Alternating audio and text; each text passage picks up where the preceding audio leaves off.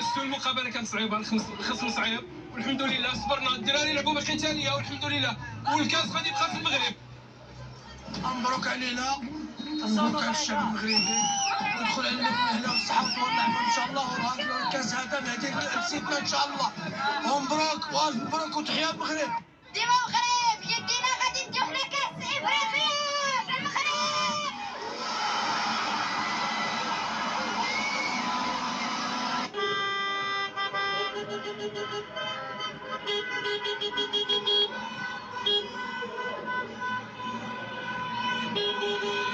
الحمد لله هذه المقابله صعيبه، ولكن الوليدات تقاتلوا، وكانت ملحمه اليوم من الملحمات اللي ذكرونا في الملحمات والبطوله ديال المونديال. شكرا دراري بزاف، وديما المغرب فيف المغرب. شكرا بزاف للاعبات المغرب.